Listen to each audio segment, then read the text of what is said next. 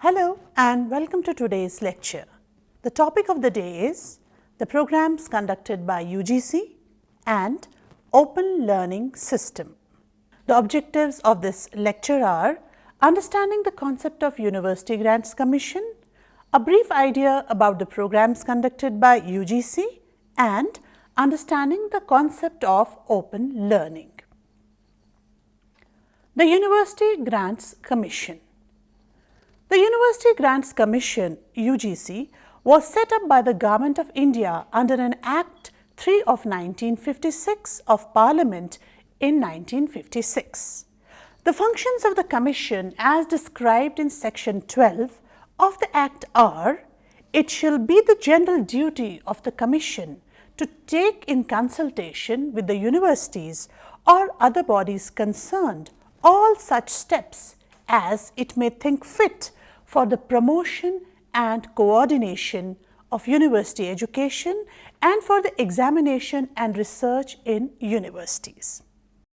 The UGC Act was amended in 1972 with a view to regulating the unplanned proliferation of universities by adding a proviso which said, "No grant shall be given by the central government, the Commission, or any other organization receiving any funds from the central government to a university which is established after the commencement of the UGC Amendment Act 1972, unless the Commission has, after satisfying itself as such matters as may be prescribed, declared such university to be fit for receiving grants." As a result of this proviso, the state government started consulting the UGC before establishing new universities. Another important power invested in the Commission under the Act is to inquire into the financial needs of the universities, to allocate and disburse grants for the maintenance and development of universities, and to recommend to any university measures necessary for the improvement of university education, concerned upon the action to be taken for the purpose of implementing such recommendations.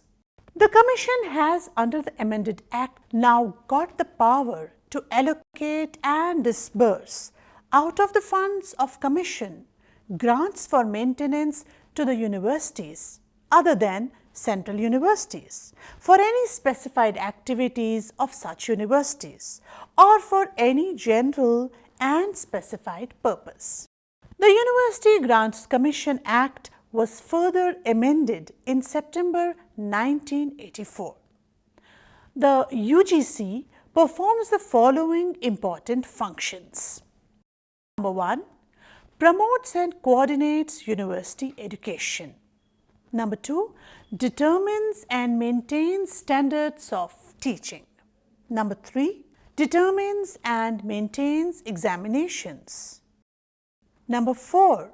Determines and maintains standards of research. Some of the programs conducted by UGC are: Faculty Development Program for colleges. It includes award of teacher fellowship for doing MPhil, PhD or conferences in India. Number 2, short-term visit of young faculty members to reputed institutions. The program aims at enhancing the academic and intellectual environment in the institutions by providing faculty members with enough opportunities to pursue research and also to participate in seminars, conferences, workshops. Participation in such programs would enable faculty members to update their research and pedagogical skills.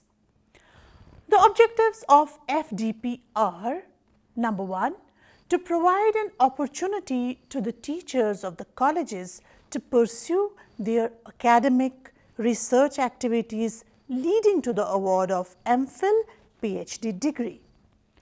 Number 2, to provide an opportunity to the teachers to present papers in academic conferences, seminars, or participate in workshops.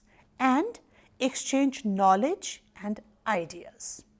Number 3, to provide opportunity to young faculty members to spend a short period not less than 2 weeks and not more than 2 months at institutions of their choice for a better academic exposure. UGC supported orientation programs and refresher courses.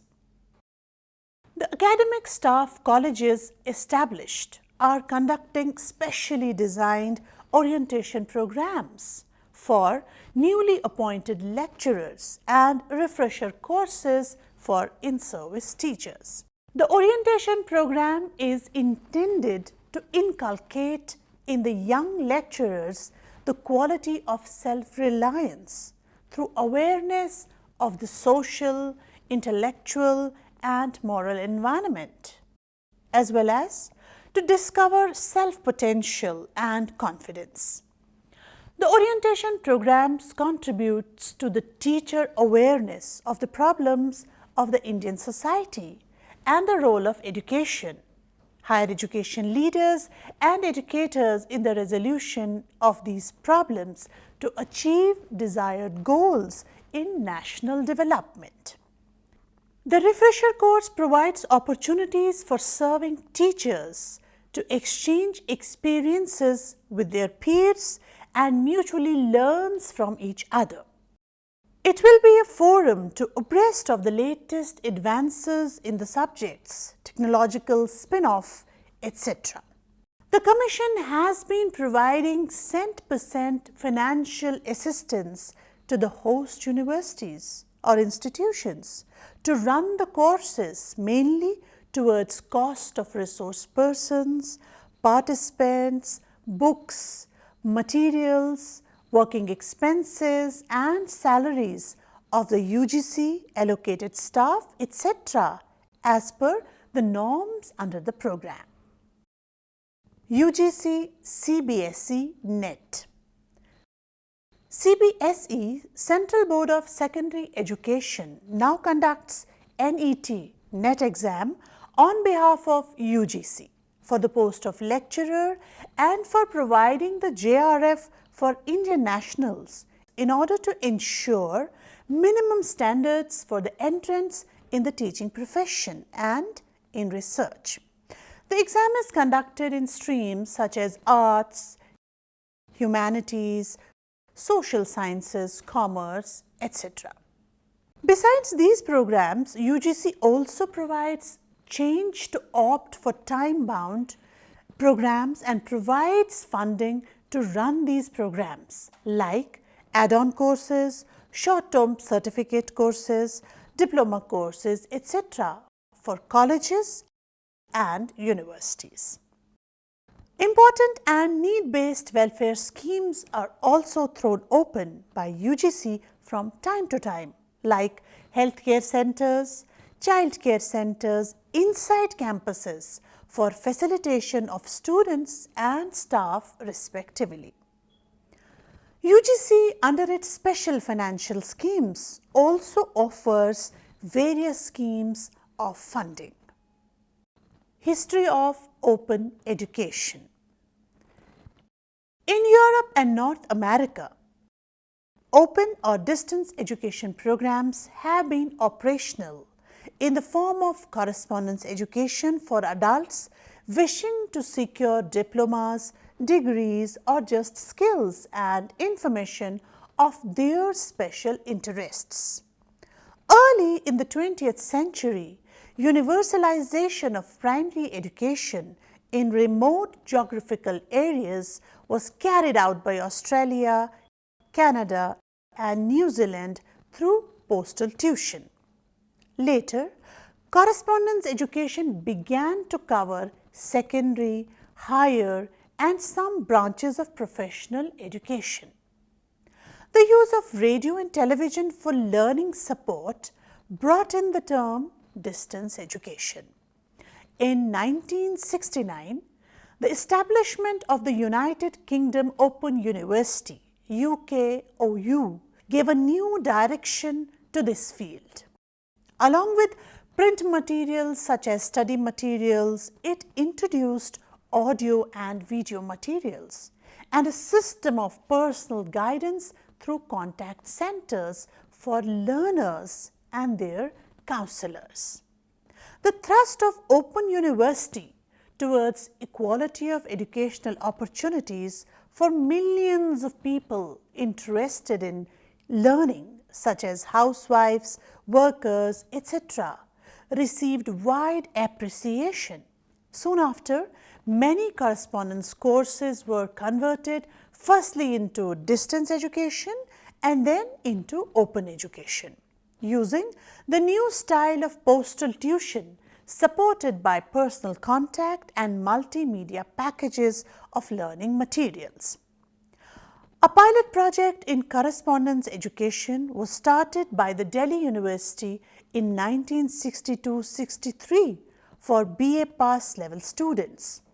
This experiment proved successful, as a result of which many universities started correspondence courses for different classes. At the end of March 1988, 34 universities and 2 institutions deemed to be universities were offering correspondence courses in education leading to the B.Ed degree. Andhra Open University was started in 1982 on the pattern of the Open University of UK. At present, a wide number of universities and institutions are deemed to be universities offer distance education courses. The Indira Gandhi National Open University IGNOU was established in 1985 and Professor G. Rama Reddy assumed the office of the Vice Chancellor of the university. 100 acres of land was acquired for this university and it started functioning at this complex from 1989. Open University. The Open University is a non-residential university which provides part-time degree and other courses using multimedia, correspondence texts and summer schools together with a network of study centers for contact, with part-time tutors and counselors and with fellow students. In many courses, no formal academic or very relaxed academic are needed to register for these courses, but the standards of the degrees are the same as those of other universities. Thus, the philosophy behind the Open University is to throw open the doors of higher education to all. Its emphasis is in an openness, the meaning of which is providing university level education for all, those who are desirous and capable of acquiring it irrespective of their age. The Open University is open to learners to learn wherever they want, how they want and what they want. The Open Universities offer BA degrees, MA, MSc, MPhil and PhD programs mainly through research.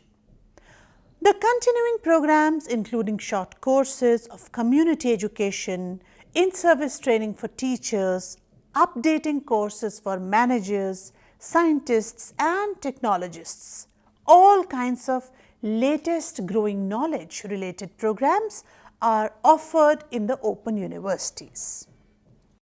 Open Learning System. The term Open Learning System is a common name for correspondence courses, correspondence education, open education, distance education, open university education, off-campus study, etc. These methods have made education easily accessible to large majority of learners who, due to one or the other reasons, could not make use of the formal, full-time regular courses. Distance education or the open learning systems of education means the separation of the teacher and the student and the consequent use of a large media print as well as electronics to enable the learning process to take place. Most quoted definition of distance education is that of Professor Borge Homburg, who says, the various forms of study at all levels which are not under the continuous, immediate supervision of tutors present with their students in lecture rooms or on the same premises, but which, nevertheless, benefit from the planning, guidance and tuition of a tutorial organization. Distance education describes those forms of education in which teacher and learner carry out their essential tasks apart from one another. A large number of universities in India provide correspondence courses for various degrees. Correspondence education has come to be recognized as an effective alternative system of providing education at all levels and to a varied clientele. It has a great potential for imparting non-formal education and for vocationalizing education. It also suits in-service persons. Objectives of open learning system. Number 1. To provide a second opportunity of study to those who missed such an opportunity earlier. Number 2. To provide a suitable alternative path to wide majority of learners, especially in higher education. Number 3. To provide an efficient and less expensive process of education. Number 4. To advance and disseminate learning and knowledge by a diversity of means. Number 5. To provide education facilities to all willing persons who are unable to join regular university and other courses due to various reasons. Number 6. To provide opportunities of academic pursuits to educated citizens willing to improve their standard of knowledge and learning through continuing education while in employment. That was all about today's lecture. Thank you.